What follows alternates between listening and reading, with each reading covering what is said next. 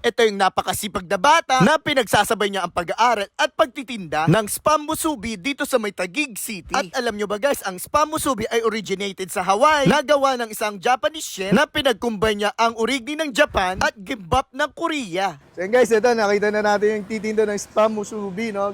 So sir, di ba ikaw yung nakabike na napanood ko sa vlog kay Kuya Mutotoy? O ba't nakamotor ka ngayon, sir? Ginamit ko sa motor ng papa ko. Ah, para makapagtinda lang, no? Kasi ano eh, umuulan eh. Oh, Delikado umuulan. pag Guys, nakabike. umuulan kasi. Kaya nagmotor muna si... Anong pangalan mo, sir? Jefferson, Jefferson, no? So ano yung offer natin dito, sir? Spam Musubi. Yun. Saan concept tong Spam Musubi, sir? Ano boss? Pagkain ng Japan, Korea, mga ganun. Ah, mga ganun, no? Sabi, magkano to, sir, isa? 40 pag walang egg. 40 pag walang egg, 45 no? pag may egg. May egg. Ayun guys, may 45 pag may egg. So, sa mga gustong dumayo, sir, at anong oras ka pwedeng puntahan at saan ka pwedeng puntahan, sir? Dito lang ako sa Heritage Park, Monday to Friday.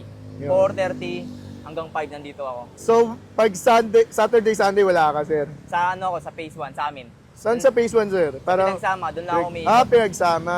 Sa mga gusto naman umorder online, sir, saan ka pwede kontakin, sir? Ano lang, add nyo na lang ako sa Facebook, chat nyo na lang ako. Ito, Jefferson Robrigado. Yon. Sige. Ano nga pala ano mo, sir? Ba't ka pala nagtinda nito, sir? Wala lang, kasi ano eh, estudyante ako eh, parang, tapos Estudyante ka pa pala, no? Grabe yung sipag mo, no? Anong course mo, sir? business ad. Ah, para related, Related para... na related. No? Ilan taon ka na, sir? 18 pa lang. Grabe, 18, sabay business-minded ka na nito, Yes. no? Sa mga kabataan, sir, na nanonood sa'yo at na-inspired, ano ang gusto mo sabihin, sir? Yun lang, pag gusto nila mag-business, lakas loob sila, huwag silang mahiya. Yun, no? Sipag-tsaga lang, no, Sipag-tsaga sir? lang. Yun, sige, sir, titikman ko na. Thank you, sir, ha? Guys, titikman na natin yung musubi ni sir. Yan, napakasipag na ulan.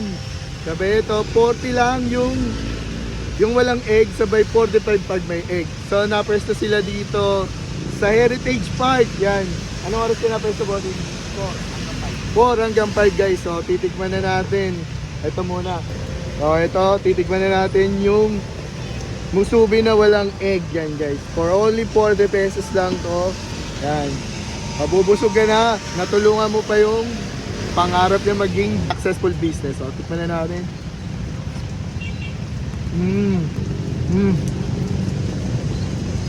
Grabe guys, ang sarap ng teriyaki sauce niya. Nakakagana. Tama natin. Hop! Yun guys, titikman na natin tong with egg naman. Ito, 45 pesos naman. Yan. Subukan na natin.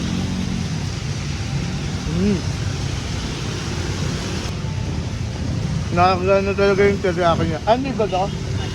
Ano pa yung teriyaki sauce niya guys? Yan. Parang panalo.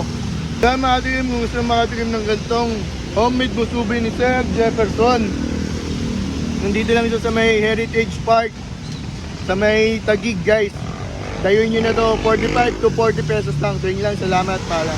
Mas kamusta yung lasa dito, sir? Ang sarap. Sarap. Madalas ba kayo dito kumakain, sir? Oo boss, sobrang solid nito. Mura pa, no? Like, sobrang tamis, sobrang... Ay! Shoutout! Sino dyan shoutout mo? Shoutout sa pamilya ko dyan, sa mga taports ko. Kawai!